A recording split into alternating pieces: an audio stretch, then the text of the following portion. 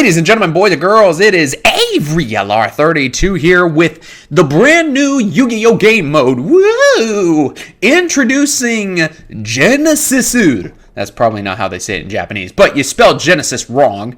I'm just being a smart aleck there because obviously you can spell Genesis this way. But ladies and gentlemen, it is your host with the most, Avery LR32 here. Be sure to smash the ever-living Genesis boo-boo stain off of that like and subscribe button as we climb even higher, the almost 1800 ladder. So let's just jump right into it because this is a crock of garbage. So when is something with Yu-Gi-Oh! Not a crock of garbage at this point? So Konami have put out a new way to play Yu-Gi-Mons. This is Yu-Gi-Oh! Genesys. Genesis meaning you're going back in time, I guess. I'm starting to wonder if this is what's going to replace Time Wizard or Time Travel as they call the crap now. But anyway, this is Yu-Gi-Oh! Genesys. So, the Genesis rules are simple. No Link monsters or Pendulum monsters are allowed, because Konami hates Pendulum monsters, I guess. All other cards are allowed. The original field layout is used with no extra monster zones nor Pendulum zones. The standard ban list is not used. All those cards can be used except Link and Pendulum monsters. Usual limit of 3 copies max if any card still applies. Deck construction uses a point system. We're going to get into where they got that inspired from in a minute. Some cards are assigned a point value. Most cards cost 0 points. The total point cost of cards in your main, extra, and side deck combined cannot exceed the point cap for that event. Notice that it says for that event. The standard point cap is 100, but events can be run with any point cap or even a 0 point cap. OTS stores can set their own caps for their tournaments. This is probably going to be like a side event thing at like regionals and YCSs and things like that. So like, you know, this isn't going to take over regular Yu-Gi-Oh, right? And I think that this is Konami's way of trying to be like, hey, we've heard you about wanting to go back in time, but instead of like having Yu-Gi-Oh 2, as some people have called it, we're instead going to do this Genesis idea where we go by a point system. Now, where does this point system thing come from? Who here played Yu-Gi-Oh! Early Days Collection? Actually, a really good set of games. I did. Yu-Gi-Oh! Reshif of Destruction actually uses what is basically the exact same system. So in Yu-Gi-Oh! Reshif of Destruction, which I never played growing up, and I played it on Early Days Collection, in that game, the game acts very differently. You're essentially playing with like Duelist Kingdom rules, and all cards have like a point value, but the points cannot exceed your basically current duelist level. So for example, if your level is say 100, like in this, then you cannot use a card whose cost is 105. You would have to grind up your level to 105 or higher in order to throw in a copy of that card into your deck. So I was looking through this here to see some things, and some of these cost 1, a lot of these cost 100. I noticed that they only have cards listed that actually have a point value. So like all these rank up magics are like 1s, 7s, 5s, and things.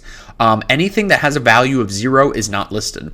The reason why I was looking at this, because I was like, hey, what about Mystic Mine and Pot of Greed? Pot of Greed is worth, where is it at? 30 points, right? Yeah, 30 points. Mystic Mine is worth 100. And Max C is worth fucking 50, bro. So at a 100 point cap, you can play 2 copies of Max C. Because, yeah, people are going to totally want to play in this format, right? No, they're not.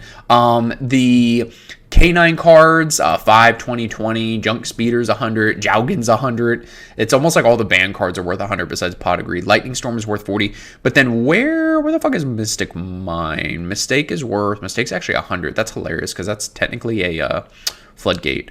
Here we go. Mystic Mine. It's worth 100. Now, here's what's interesting. Metaverse is not on here. So you can play 3 copies of Metaverse, but if you're playing in a 100 point cap tournament, you can only play 1 Mystic Mine. So once that Mystic Mine gets outed, your cheeks are getting clapped. And also, Fualos is worth 7, and Meowth is worth 5, and Pruli is worth 10. Fualos is only worth, what is this, 5? Oh, it's worth 7. Okay.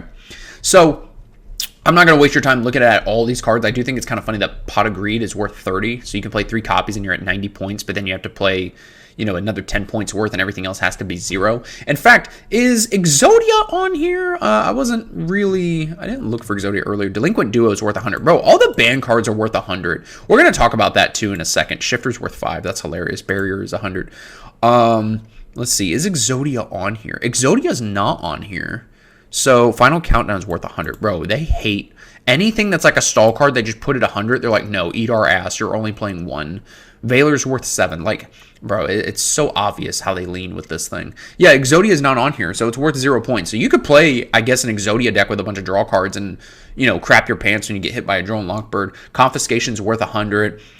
Cold Wave is 100. Contact C is 100 for reasons, I guess. So creature swapping Crimson Dragon are both 1 point. So here's the thing.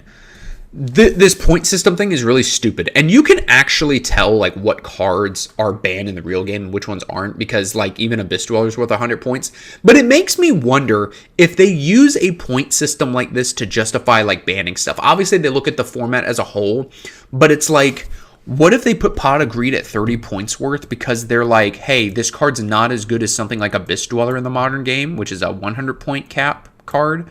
So like, what if there actually is a chance that we could see Pot of Greed come back one day? Like, I just think it's kind of interesting that like maybe from like a logistics standpoint, you know, in the inner workings of Konami, that this is how they kind of look at things, and like the brokenness of a card. But what do I think about this idea as a whole? This idea is a fucking bucket of shit. The thing is that by having a cap of 100, you are essentially making it pointless to play these really good cards because the rest of your deck is going to suck. You know, if you're going into a tournament with a 100 point cap, you're not going to play any of these cards that have 100 points on them. You're going to play like the most broken engines of pile of cards that you can play between an extra and a side deck as well. Or you'll just go in with like hardly any of that. Like Scythe is worth 100. You're not going to be playing like a Scythe spam deck. What you're probably going to end up doing is, even like the Barrier statues are worth 60, so it just doesn't make any sense. Baron is, what is this, 85? Yeah, 85. So like you can't even really play that out of a 100 point cap. Like you won't be able to play these cards that have a big value on them. What you'll probably end up doing is playing like a small Fiendsmith engine, small Canine engine. Like you'll play all these small engines that just make good value. Even Ash Blossom is 15 points, which is nuts. And then maybe just play some hand traps, and then like you're still just playing a meta deck just with smaller engines. That's like sort of my first idea with this. But on top of that too, Jesus Christ, this is something my dad just told me before I started recording, and I'm still laughing about it. You can get cheated like shit.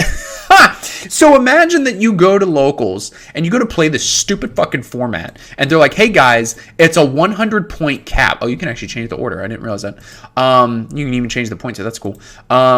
So, you know, you go to roll into locals, right? And they're like, hey guys, it's a 100 point cap. Okay, well, how do you know that your opponent is obeying the 100 point cap? You literally have to know off the top of your head what each of these cards' point values are. Meanwhile, you're playing with a 50-minute time limit, so if you take too long to make a turn because you're trying to do the math of your opponent's points on their cards, then you'll just get a double match loss anyway, so who the hell cares? Like, your opponent could be playing, like, say, 3 Pot of Greed, right? That's 90 points. But unless they're playing some card that obviously, like, everyone in the room is going to know is 100 points, then how do you know that they're not cheating you? Like, they could be playing, I don't know, Ancient Gear Statue, which is 33 points. And if you don't know off the top of your head that Ancient Gear Statue is 33 points and they're playing 3 copies of it with 3 Pot of Greed, then they're cheating you and you don't even realize it. So, like, this is just a garbage idea. Like, I don't know how they're going to, like, make you implement the point system unless, like, you literally print this out and every time the opponent plays a card, you look at the point value and make sure that they're not cheating you. Because if you're not aware of what any of these points are worth, like, to kind of think of it in a macro perspective, if you like roll into one of these tournaments and you're only familiar with a couple cards points values, like you're not familiar with like Mystic Mine or even Maxi's point value, your opponent could roll in with 3 Maxi and 3 Mystic Mine at a 100 point cap tournament, and then you get cheated because that's obviously over 100 points just with the Mystic Mine alone. So, like, bro, people gonna be cheating in this shit left and right. I'm sure some people are gonna be like, Avery, you're looking at like this such glass half empty. It's a new, fresh way to play. This is not a new, fresh way to play.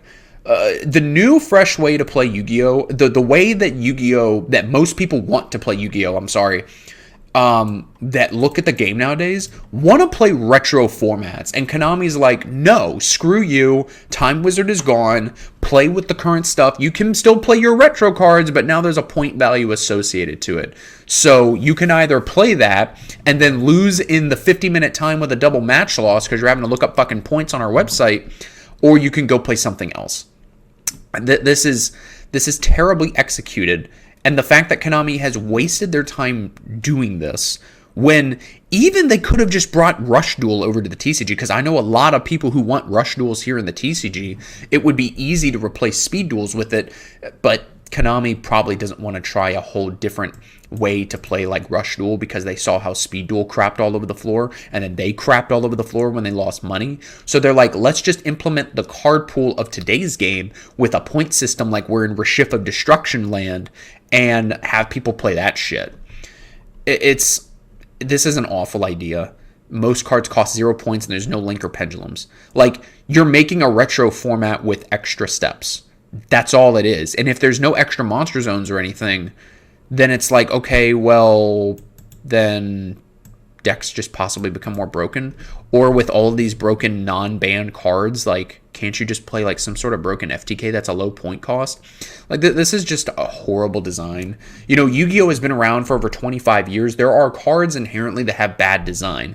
Whether it's a banned card like Confiscation or a mindless +1 like Pot of Greed. You know, there's so many broken cards in the game. Associating a 100-point value with them and just assuming your opponent's not going to fucking cheat you is bananas to me. If this does not show you how out of touch Konami is with their game, with their player base, and how they're looking at the dollar signs more than anything else, this is a total cash grab. It's completely idiotic. But if you want to play it, you do you, Sugar Boo Bear. Just if you see the opponent with 3 Mystic Mine, just know that just know that they're cheating you real bad, and you should probably just pick up your cards, get a refund from your OTS store, and walk away. Guys, thanks for watching. Let me know what you think about this crap down in the comments. I will see you in the next video.